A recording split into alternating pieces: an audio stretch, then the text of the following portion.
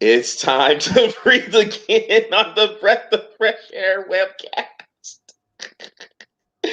Patrick, I love it. You did stay quiet though. I like it.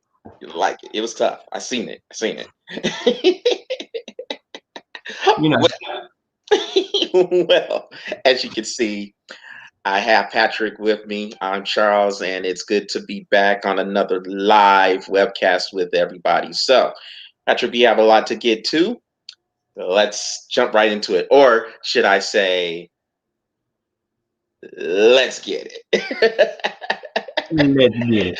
it. So let's start with the Super Bowl that is coming up on Sunday. Of course, we have the Kansas City Chiefs playing the Tampa Bay Buccaneers down in Tampa. The Buccaneers are the first team ever in NFL history to actually host the Super Bowl in their home stadium. So, I mean, we've heard about the matchups, Chiefs offense against the Buccaneers defense, vice versa, the quarterback matchup between Patrick Mahomes and Tom Brady, the weapons Kansas City has, weapons Tampa Bay has, what can each defense do to slow them down?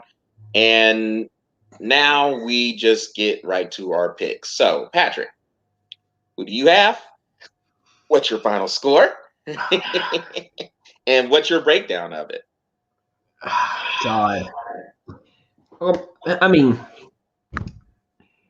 we always say go with experience over anything. Go with experience, and if we go with experience, you got to go with Tom Brady, right? Problem with that is Patrick Mahomes has experience too. Not as much as Tom Brady does, but they have experience. And so I'm going to continue on the quarterback, then I'll go other parts of the game. It's really hard to tell. It's really hard to pick a team based on the quarterback, whether experience and stuff like that, because you still got to worry about the defense, rest of the offense, stuff like that.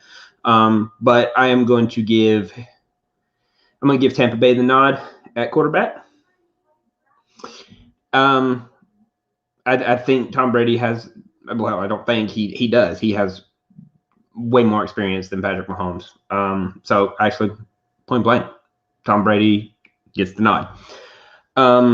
Offense, total offense. I have to give this one to Kansas City. All those weapons that Kansas City has and the way Patrick Mahomes utilizes every single one of them is damn near perfection. Almost every game. I mean, damn near. And then defense. These playoffs. Let's put it that way. These playoffs, Tampa Bay. I'm going to give the nod to Tampa Bay on defense because they have been getting at the quarterback. So, with that being said, I'm going to go Tampa Bay because they're at home, because they're going to allow 40,000 people in the stadium, probably 140 with it being Florida. We know how that is. I'm going to go Tampa Bay. What's that? They're not letting that many people in the stadium. Hey, look, all I'm saying is Georgia Auburn. That's all I'm saying. Yeah. I swear, if they said there was 20,000 people, I guarantee you there's 75,000 people in that stadium. I'm just saying. I'm going to go Tampa Bay. And I don't think it's going to be a shootout. I think it's going to actually be a well-played game. I think it's going to boil down to one turnover that I think Kansas City does, and that's going to be the difference of the game. I'm going 28-26 Tampa Bay. 28-26. Good score. Like it. If you're looking at both of these teams on paper, you would probably say Kansas City is the better team. Probably. Yeah, it almost every matchup, which I agree with you. I think Tampa Bay's defense is playing better, especially against the offenses they had to play against in New Orleans and Green Bay to get there. to them to get the pressure they got on Drew Brees and then on Aaron Rodgers. They're definitely going to have to get that and more if they're going to slow down Mahomes. Hey, you know what, Patrick? I mean, everything tells me to pick Kansas City. It does. Everything. Everything. Except for my mouth that You're said right. Tampa 20 Dude, no, but Patrick, Tampa has I like the mojo Tampa has going right now. And I do too. Tom Brady, look, we have to give this man credit. We have before, of course, we didn't think he was as good as he said, and then he had that one season in 2010 where he just said, "Well, okay, yeah, I lost Randy Moss, but I have these two tight ends that I can spread the field with," and he won the MVP that year. Ever since then, hey, I think you got to recognize game, and Tom Brady is that guy. He literally has come to Tampa Bay, and we both thought with him replacing Jameis Winston at quarterback, they would be a better team, but we weren't seeing them get to the Super Bowl, and they are here. And with his demeanor, his attitude, it looks like all those players have totally bought in, and they believe. They straight up believe they can do this thing, and man, I'm with you, man. I'm gonna pick Tampa Bay too, and I know we gonna be on this hill because 98% of the league or of the people, the public out there, like they're picking Kansas City, and with good reason. I understand why you pick Kansas City, and I wouldn't surprise us at all if Kansas City won. But I like that Tampa Bay mojo, man.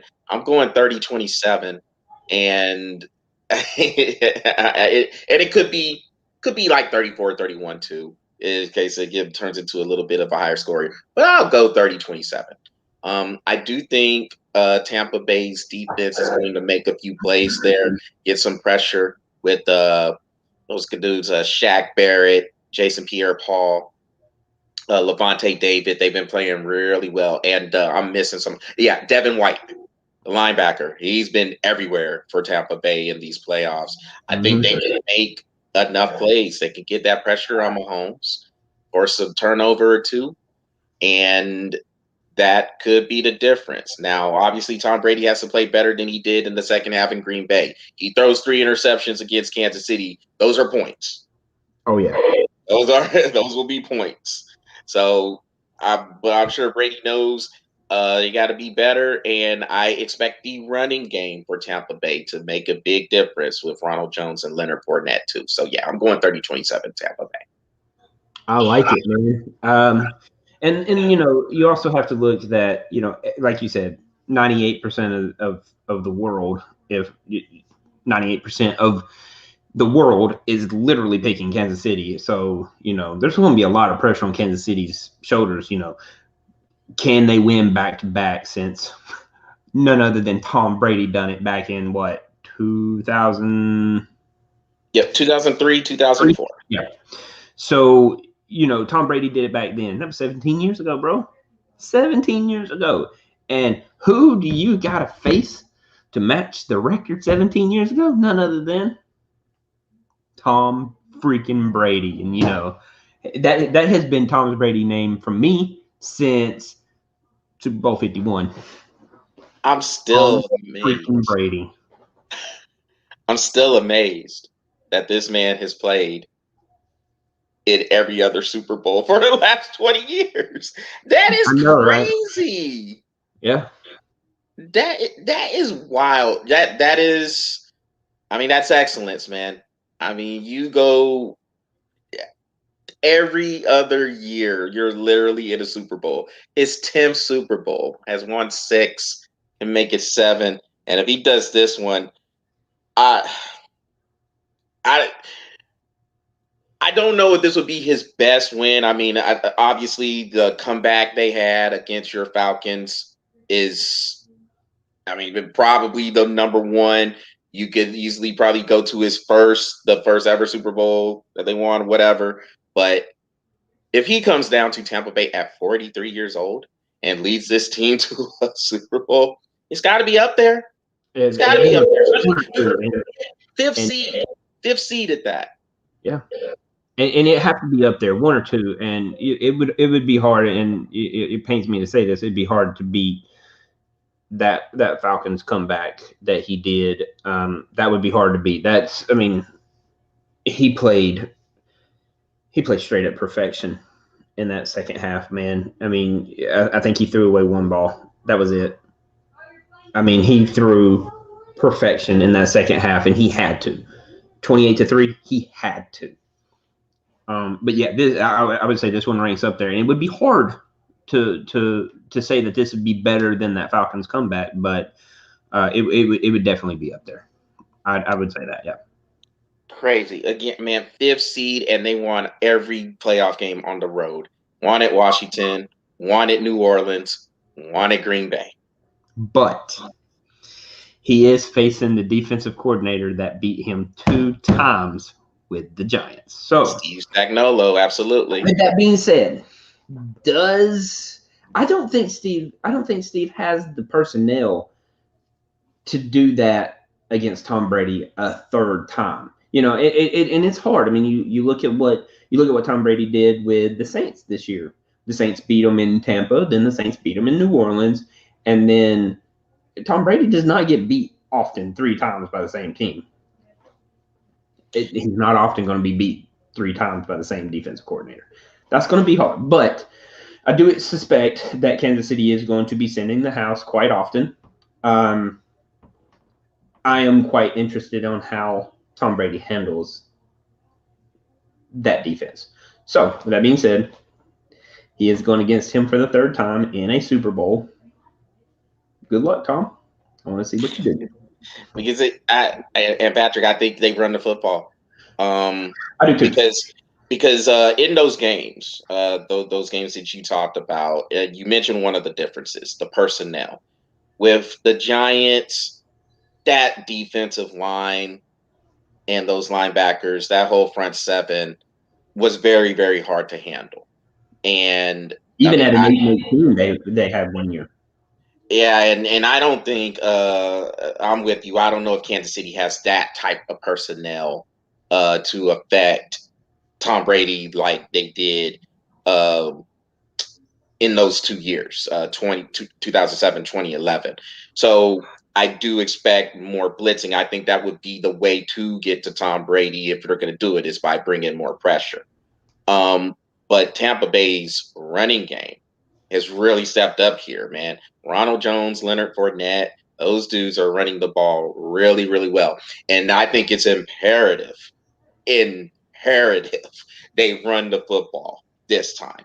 Because if not, you're not going to win too many shootouts with the Kansas City Chiefs offense. So you're gonna go ahead and you're gonna look at, whoa, we got a question here. Could Watson get traded to the Raiders tonight? We will get to Deshaun Watson in a little bit, because that is one of the topics that we're going to discuss.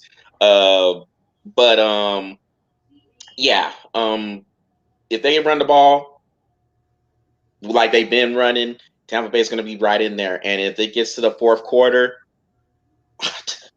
you got Tom Brady. You're going with that. You're taking that all day long. Yeah. We'll see how it goes, man. I don't think Kansas City has the personnel to get there. And then, like you said, I think Tampa's probably going to run the ball more often than they have, just to keep, even if it's just to keep Patrick Mahomes off the field, and that high-powered offense. But dude, Tom Brady can manage a freaking game, dude, and I don't see anything less than that come Super Bowl. Yeah, absolutely. So, hey, thanks for that question. Let's talk Packers. So we're gonna Patrick, we're gonna do a little audible here. So we're gonna talk about this stupid comparison between Brady and Belichick, and then we'll get to the Watson thing.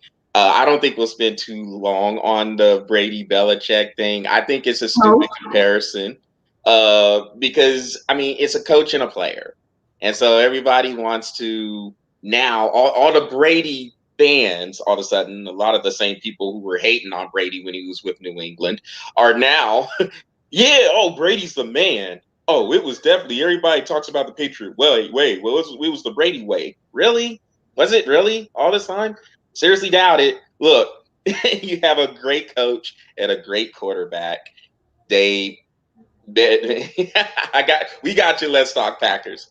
But I mean, I think it's crazy. You have a great coach, you have a great quarterback, and that's the way you can have a long term of success if you have continuity with those guys.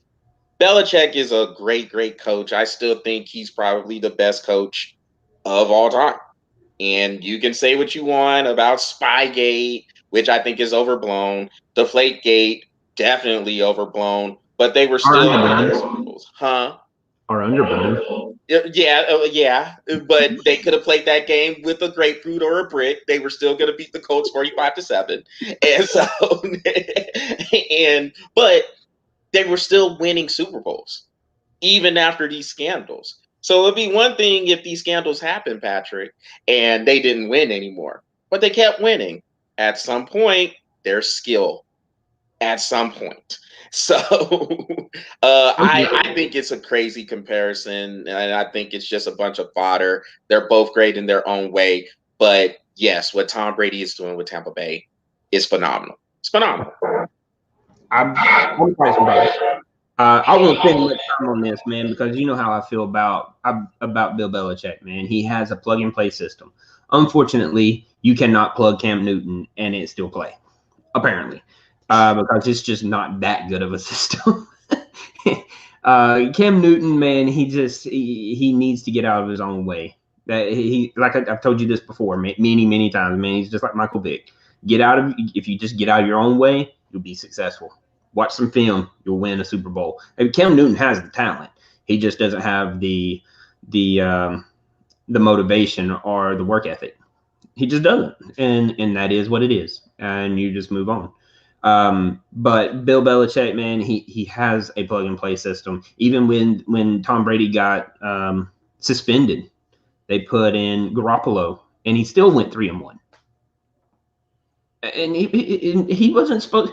I mean, at the best, that man was probably supposed to go 2-2, but he went 3-1. And look what he did with himself. I mean, he's a great quarterback. He really is. But coming in and that those teams that he was supposed to be playing against, they were supposed to be like some of the hardest teams in the league, and he chalked them up, dude, like nothing. So comparing Tom Brady to Bill Belichick is actually pretty stupid in its own way. I mean, you're comparing a coach to a player, and honestly, I don't think the Patriots do what they did without both. Personally, Exactly. Yeah. So with that being said, I mean it's a very stupid topic to really be spending a lot of time on, because Bill Belichick, he is going to put another team in the Super Bowl. He is. He's that good of a coach. All he needs is somebody other than Cam Newton. So what I'll say about Cam Newton is he was playing pretty well, and then COVID hit, and it just seemed like, I'm not trying to make any excuses there. I mean, because a lot of teams had to deal with COVID outbreaks, players missing time, players being on the watch list, but that really seemed to deflate. Sorry, deflate New England. Like, he got that. No puns intended, right? Right. He got that, and he missed 2-3 games, and it really just kind of knocked him back. And then you started to see some of the other deficiencies with the team. He's going to have to build the team back to where it was, get the defense stronger, especially in the front seven area, and you have to get some more weapons on offense. I mean, they had nobody to throw to on New England. So if he can get the team back, as of what, look, I'm gonna say this, man, 7-9, to have that team at 7-9, I thought was a very good coaching job.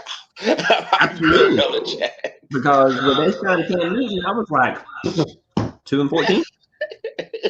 2-14? You that low on Cam Newton, No. Patrick? No, I'm probably that low on Cam Newton. I mean, 7-9, you have to be that high on Bill Belichick. You know what I'm saying? I mean, personally, I mean, Cam Newton had a great first 3 years. After that, when he started acting like a complete jackass, that's when he started losing the team. Well, Patrick, he was MVP in his like 4th or 5th year. Okay. I said it was Okay. the start, not it wasn't the complete downfall. Okay. And he then the shoulder surgery, he can't throw the ball. He cannot throw the ball any more than 10, 15 yards. I don't know what they have to do if he's going to get the shoulder. I mean, I don't expect for him to be back with New England next year. It'd be interesting if he does go somewhere else. I could see him going maybe to Washington just to reunite with this head coach, Ron Rivera, who is there right now. Maybe they could do that. I don't know. But before anything, Cam Newton got to get right. So, but to top that comment off, this topic off, yeah, I guess we're both in agreement. They don't have the success without either one. Yep. In New England. All right. Well, as Let's Talk Packers had brought up about Deshaun Watson. So, Patrick, you did a shorty on this, I think, a couple of weeks ago. But this was considering what the New York Jets should do. I am with you as far as Deshaun Watson goes. First of all, that asking price is gonna be super hefty, and we'll get on asking prices in a minute when it comes to talking about this trade that happened this weekend or last weekend. But from what I saw, Houston wants 2 first-round picks, 2 third picks, or second. Is it second? 2 second-round picks. And 2 defensive players. Yep. Like star defensive players. And money. And money. Yeah. And money. I said, look, here's I feel like this. Now, if a team is going to trade for Deshaun Watson, I don't think it can be a team like the Jets, because the Jets are an absolute purgatory right now. They need just like you said, they need all the resources they need to rebuild the team. And they have it right now. 7 draft picks in the first 2 rounds is what I think the Jets have. And they have 2 first-round picks, unless they did a trade that I haven't seen yet. But they had 2 first-round picks, 3 second-round picks, and 2 third-round picks. Okay, so 7 in the first 3 rounds. Yeah. All right. And all of them are like before 100. So I think their highest pick is like 98. So 7 picks in the first 100 draft picks. So you have everything there to build the team. 7 picks in the first 3 rounds. You can start building your team there, and you have a lot of cap space. So you have to see, you have a new head coach there. Just see what you can do, at least for this year, with Sam Darnold. And if Sam Darnold can prove to be a guy that can play, which I think he can play, but under Adam Gase, ain't nobody going to play. And so if you can play, if he can do something in this year, then you have a decision to make whether or not you're going to re-up him or franchise tag him or whatever. But the Jets need to build the team. Whichever team trades for Deshaun Watson should be, or hopefully are in a situation like the Raiders are. Here's a team who they're not close, but they're close-ish. And what I mean by that is, what were they? So they were 8-8 this past year. They were in a lot of games, but they just couldn't make plays at the end. Mm-hmm. If you have Deshaun Watson, that could have been maybe a 10-6, 11-5 football team. And so the Raiders also have the draft equity that they can trade to kind of make the picks, or to throw the picks in there. I don't know necessarily about the 2 defensive players, because the Raiders defense is You don't need 2 defensive players if you can throw Derek Carr at the thing. Because if you throw Derek Carr's going to be very successful in that Houston offense. It's true, but I'm just going off of their asking price. And if their asking price is because no, you're right. Maybe you can put Derek Carr in there. But if they're asking prices for 2 defensive players and on top of the draft picks and money and Skittles and whatever other stuff that they're trying to ask for. And I want all your Gatorade packets. And I need the Gatorade jugs. And I want 50% of all your seats in your stadium. And I mean, come on, dude. Like, look, and I agree with you, and I know what their asking price is. But if they can, they're wanting the draft pick so that they can pick a quarterback. But if they don't need to pick a quarterback and they got Derek Carr, that could be your quote unquote, I guess, bridge quarterback until you can get to a quarterback that you feel more comfortable with. I mean, I would probably, if they're willing to do it, drop off the 2 defensive players. You add Derek Carr to that, and you say, I want your 2 first rounds, I want your 2 second rounds, and I want Derek Carr, and we'll skip the defensive players, and half of that money, that is very doable. It's very doable, and the Raiders are the only team really that has the draft picks and the players to actually give to him, minus the defensive players. So I think this is actually quite possible, but Houston is going to have to be like a little bit more negotiable than saying what they want. Well, the thing with Houston is they need those players, and of course they need those draft picks because they have no draft picks since they traded them all for.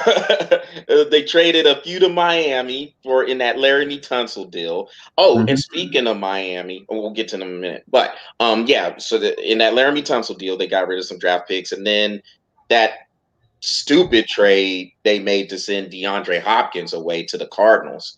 Yep. But Miami, that's another team. Now, it just depends on the principle because you just traded those picks away to Miami. Do you perhaps do a trade where you send Deshaun Watson to Miami and bring Tua and a couple of those draft picks back?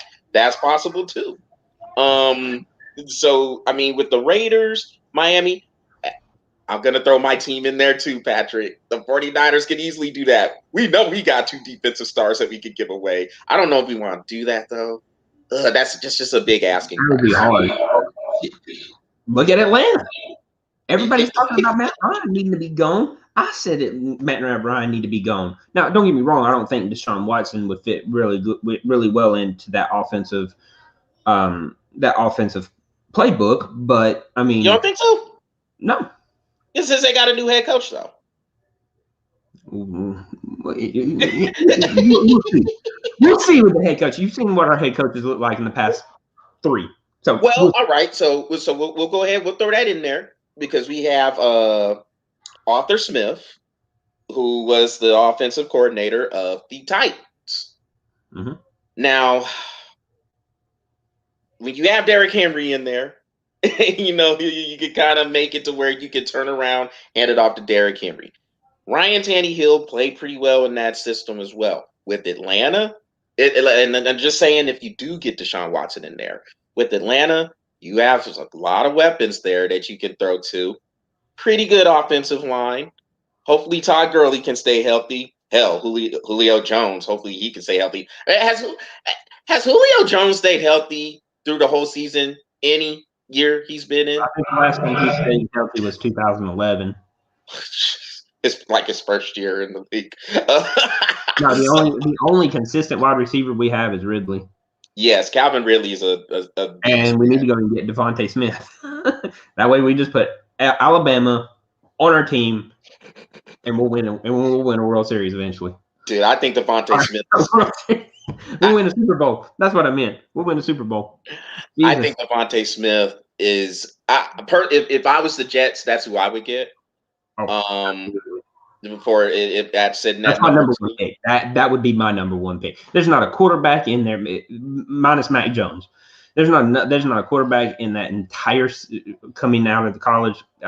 Devontae Smith is my number 1 pick. That's who I would pick. That's who I'd roll with. I'd put it on a piece of paper and I'd say, I don't give a crap what anybody says.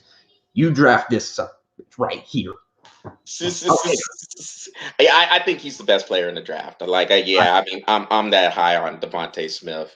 To round it off, Does Houston end up keeping Deshaun Watson? I mean, he is under a large contract here.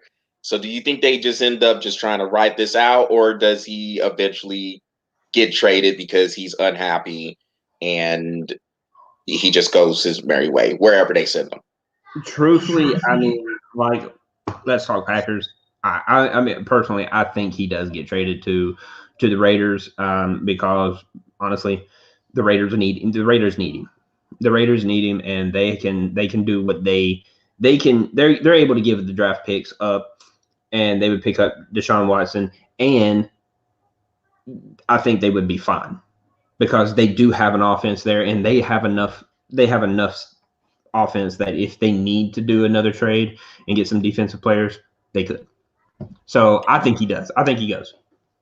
And also, Patrick, it would make sense that you are saying that just simply because of the team that we were talking about. We were talking about the Raiders. They play in Las Vegas. I think they know and they understand where they are playing at now, and they feel like they have to make a splash, which is the same thing that we think the Rams just did.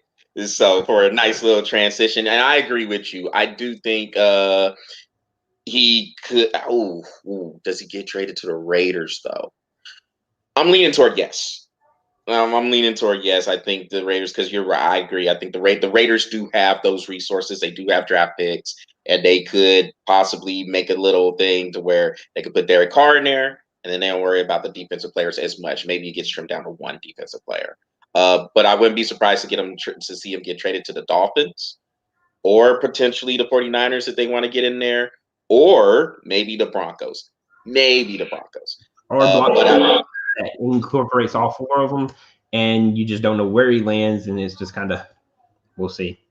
It wouldn't surprise me either. I mean, because there's a lot of moving pieces for Houston, and to move Deshaun Watson, and he wants to be moved. So I think it happens. Somewhere along the lines. I don't know if it happens tonight, or tomorrow, but I do think he does leave. all right. Well, speaking of trades, so Patrick, I know you have other thoughts about what we're going to talk about now, but can you just give? And I did a shorty on this yesterday about the trade between the Los Angeles Rams and Detroit Lions that sent Matthew Stafford to the Rams for Jared Goff, 2 first-round picks and 1 third-round pick. You just give like some, I guess, some brief thoughts because I know you did a shorty that's supposed to be coming up here shortly on it. So, yeah, I mean, quick little thoughts. I mean, my personal opinion, I think it's good. I think it's good for the Rams. On paper, it's a great trade for both teams, but does Detroit do what they have been known to do and piss away their draft picks, or do they actually acquire what they need and try to put something on the field that is more than Matthew scrambling for his life for 4 quarters and still throwing 350 yards in a game with 2 touchdowns and 2 interceptions? Can they do that?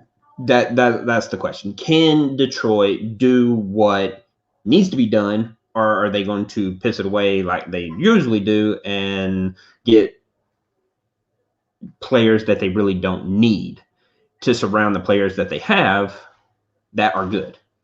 I mean, you pick up Stafford, what, 12 years ago, 10 years ago, whatever it was, and you pick him up, and this is a great pickup for Detroit. Great pickup. Then they go out and they draft for the next 10 years nobody to protect him. They draft a bunch of defense, they draft safeties, they draft corners, they draft linebackers, they draft a couple of wide receivers. Nobody on the line to stop and protect Matthew Stafford. No, nobody. For 10 years, you just letting this guy scramble around, and you're like, well, I mean, and I guess I get the thought. I guess he's still throwing for 3,500, 4,000 yards in a season. He's fine. We got enough to protect him. No, the man needs more. He needs people to. I mean, but because he's also the most highly sacked quarterback in the entire league for 10 years as well, and he has forced throws down the field. He'll probably throw 20 touchdowns in a season, but he'll also throw 7, 8, 9 to 10 picks in a season too. So does Detroit do what they always do, or do they actually draft well? This is to be seen. And then they got this new head coach, Dan Campbell. I don't think he's going to do any different than what the rest of the coaches do. I think So he's a nut. He probably is. Did you see his speech? No, I didn't waste my time with it because I figure he's probably going to go 1-15 and get fired. He's talking about biting kneecaps. Just Google it. you just Google it. You just Google it. And you know what? The rest of y'all, if y'all haven't seen this Dan Campbell news conference when he got introduced as a coach, just Google it. And you'll see what I'm talking about. If we get knocked down, we're going to bite their kneecaps. I said, man, what the F? What? What? Look, I don't know about him yet, man. I mean, to me, I didn't think the tight ends were all that good in New Orleans. So look, hey, Jared Cook was solid, but I don't know. Look, he wouldn't have been my first choice for a coach. The thing is, he's had a head coaching chance before because he was down in Miami when they had what's his name? Joe Philbin. Joe Philbin got fired. Dan Campbell took that job or took it over on an interim basis. They had a couple of wins, and Dan Campbell was speaking the same crazy mess that he's speaking now. And everybody was jumping on the hype train. Oh, look at Miami, the fighting Dan Campbells. And then a Thursday night game in New England happened. And that was the end of all that hype. Dan Campbell finished with a losing record, and he didn't keep that job. So I don't know. We'll see if he learned anything from that, judging from that press conference. I don't think so. And I just see a lot of just the same mess as Detroit. Yeah. We get knocked down by kneecaps. Look, I encourage y'all to check that out because it's so funny. Well, Patrick, just to top off of to piggyback off of what you said. Piggyback. You know, I like the word. We heard that enough in the military, right? But to piggyback, to piggyback off of what you said, same thing that I said about the Raiders is the same thing that I'm saying about the Rams. They're in Los Angeles. They know the deal. Let's go big, go home. And if you feel Matthew Stafford is the guy that can put you over the top, and granted, yes, I do think he is a upgrade from Jared Goff. But if you think he is the guy that can put you over the top, go for it. Go ahead and get it. The Rams have made it clear they're not worried about draft picks at all. You know, they have not had a first-round draft choice since they drafted Jared Goff in 2016 because they traded them all away. And they won't have another first-round pick till 2096. All right, 2024. Basically. But they made it apparent they're going to trade these draft picks away to give players they feel that can put them over the top. And Matthew Stafford is the latest guy. I'm going to be very interested, especially now that Matthew Stafford is in our division. And we're going to see him twice a year.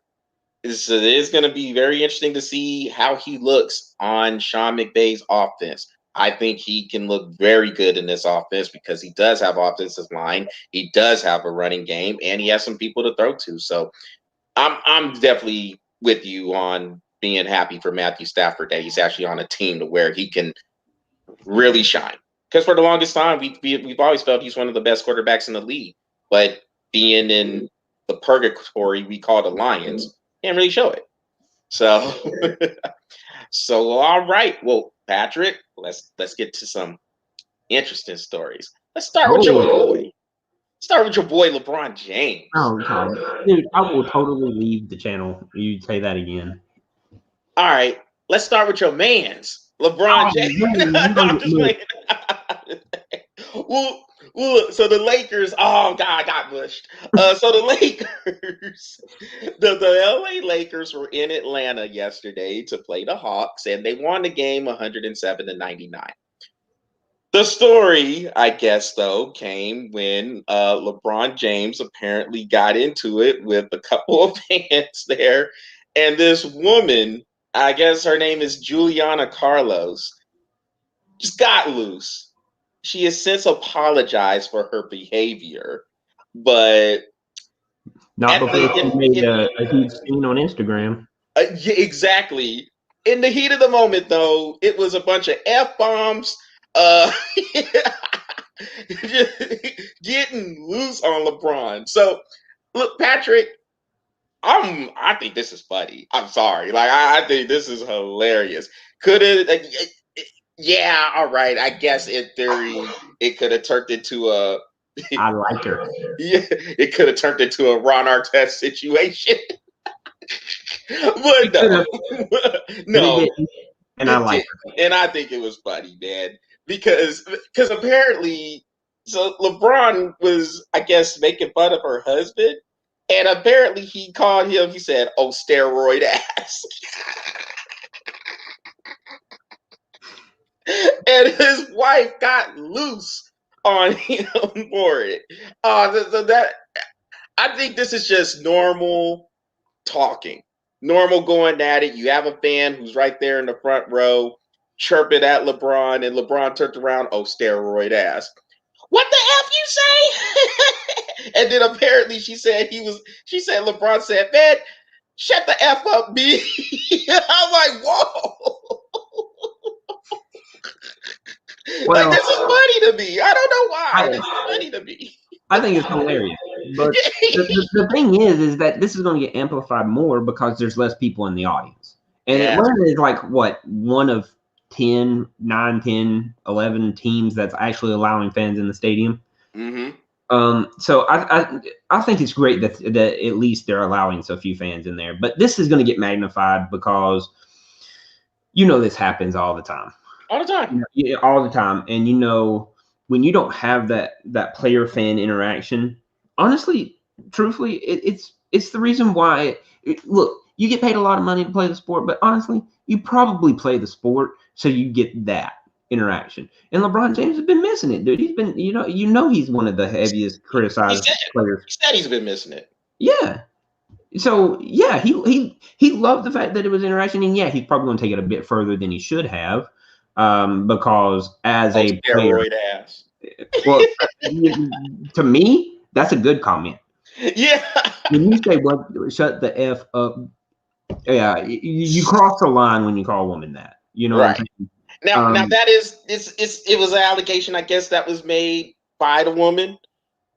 We don't know what was said. Now, I do know The Athletic did catch LeBron saying, "Oh, steroid ass." Yeah, So, that's hilarious. I that's can. funny, dude. Yeah. Hey, look, anybody that's going to chirp at LeBron James and hold their own, kudos to you. I like it. Because I can't stand LeBron James.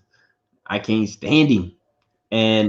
But no, this is good. I think this is good because it lets you know that when this whole COVID thing is over, people are going to be ready to go back, and people are going to be ready to do what they usually do, and that's start trash talking. And I love trash talk. So, And to hearing LeBron, he did say he don't think they should have got thrown out. Now, I mean, who knows? Because I forget when this chirping started to happen, whether it was the second or the third quarter.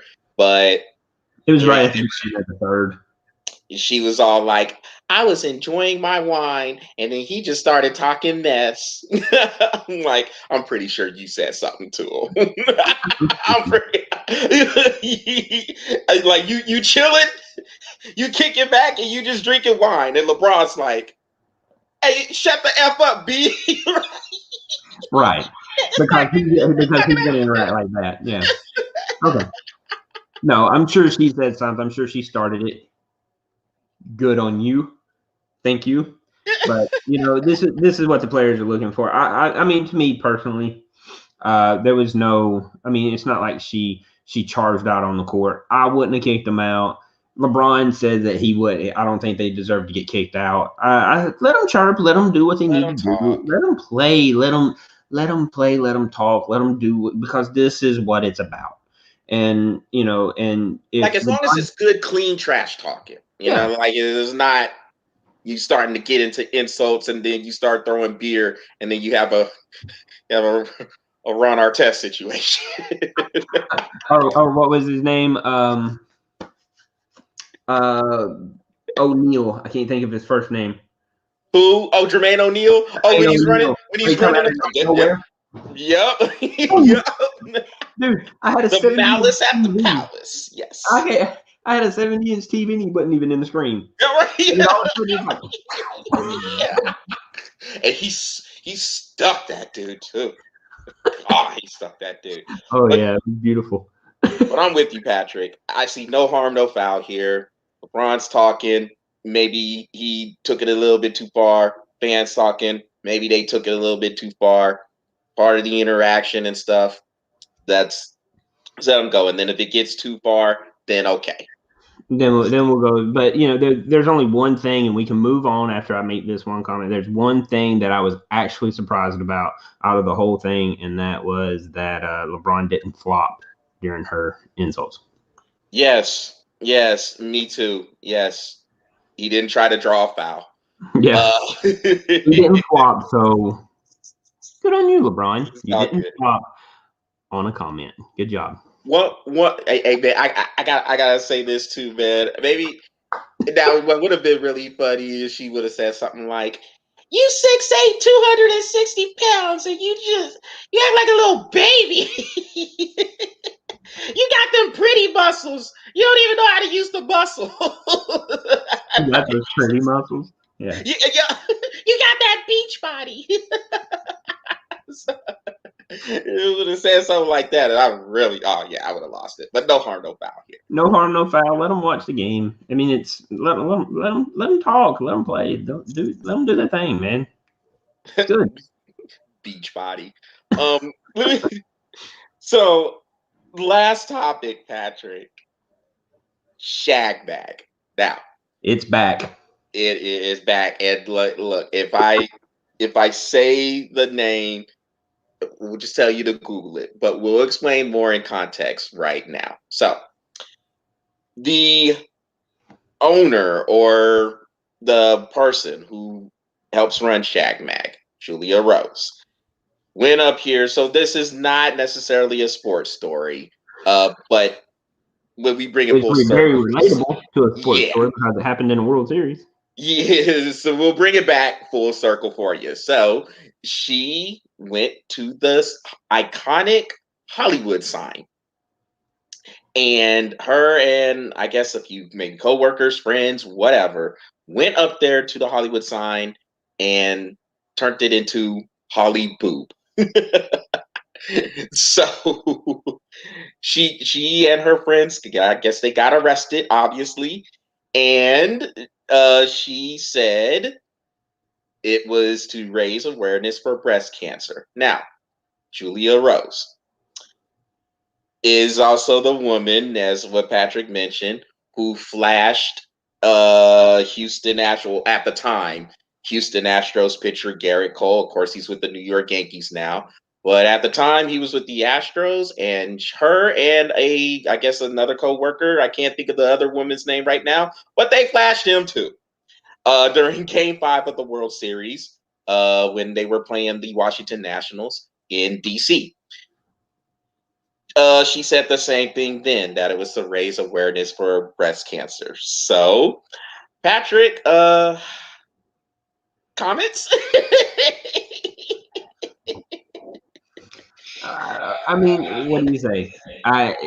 She she is really stuck on trying to raise breast cancer awareness. I don't really know what to say. Look, very rarely are you ever going to see me speechless, and I'm actually speechless. I don't know what to say because this is twice. This is twice now, and I mean, I guess when she did it with Garrett Cole when he was with the Astros, she got a lot of publicity for her magazine, which was Shagmag, and I guess it has tapered off a little bit, so she needs to go to Hollywood and redo the design, improve on the design, so to speak. And it didn't take the cops long to arrest her butt this time. No. And I mean, oof, the Hollywood sign. Wow. So do you imagine like that? That's some elevation. Yeah. Like, I mean, you got to get up there. You know, Well, that sign is up there. One, and the first thing is you got to get there. Yeah. It is fenced in, like, and security, and I'm sure security guards walk around it because people try to deface it all the time. So first, you got to get past the fence. Then you got to get past the guards, and then you got to get there. And then when you realize that you're there, that W is quite tall. So how you got up there, you know, I don't know, man. I will say this. She is very committed. She is very committed to the cause. So, and bold. And Yes. bold. And bold. Yeah. Other than that, man, I really don't have nothing to say. I mean, so I can tell you this. I was actually just going through Yahoo, and I was just scrolling down, just looking at some of the stories that were out there, and I scrolled past this. Ooh, excuse me. And I said, we're talking about this. I said, we're going to go ahead and we're going to throw this on here. I mean, and again, you know us. Hey, we don't care. We don't care what the topic is. We're going to go ahead. We're going to talk about this and see how people feel. And if there's any women watching who might catch the, when we post this again, so everybody else can see it. If they missed the live show, I would love to see y'all responses to this. I want to hear from or whoever. I don't care, women, men, whatever. I just want to know how y'all feel about this. With. Yeah, right. Just what exactly are your thoughts on this? I mean, because look, she can easily come in there and say, well, you know, I'm just trying to raise breast cancer awareness. And like you said, this is the second time they were doing this on a pretty big stage. Mm-hmm. So it's like, well, all right. Are you just doing this? Because I mean, it's like a year and a half since the World Series. See, I mean, if you serious and look, and maybe they have been doing more things that we don't know about that aren't as publicized to raise awareness for breast cancer awareness breast cancer awareness. But if not, you know, sometimes the thought of, okay, now this is probably just a publicity stunt that can easily start to creep in to anybody's mind. Like, man, come on. Really? Come on. Hollywood sign? Come on. You know? This is your own shit. Right. Now, if they're doing other things that maybe not is equally as publicized, I mean, I don't have a problem with it. I mean, because, you know, crazy enough, I mean, when I say this, it's going to be crazy, but, you know, if this is the most that she is doing to raise awareness and build her brand as Shagmag, I don't have a problem with it, man, because look at how Mark Zuckerberg created Facebook. I mean, he screwed people over royally. Yeah. To get where he got. You know what I'm saying? Bill Gates did the same thing. The founder of McDonald's did the same thing. I mean, these people they're ruthless in their business. And if this is the worst she's doing, bro, I ain't got no problem with it. Do your thing, girl. Do your thing. Raise awareness. Do what you got to do. Don't hurt people, but do what you got to do, build your brand, and hopefully in the near future, you're 7-8 figures and this pays off. And I'll have a problem with it. Don't kill anybody. Don't hurt anybody to get where you're going. If this is the worst you got, this is the worst you have on your record to build a brand. I ain't got a problem with you. Yeah, I can deal with it. Yeah, I honestly didn't have a huge problem with it. Now, of course, I mean, I guess depending on who you talk to in the authorities, it could be looked at as destruction of property. Maybe. I mean, she's Banner. not. Yeah, I mean, she's not. Just like that's what I'm saying. I don't think it's destruction of property, but it just depends on the interpretation of the rules. And I think, hey, That's very there's Bill more. Belichick of you. Hey, I misinterpreted the rules. that's it. I don't know. Well, I just misinterpreted the rules. that's it. We call it the Bill Belichick effect. That's all it is, man. Well, well, on that note, that will wrap up this edition of the Breath of Fresh Air webcast on YouTube and Facebook.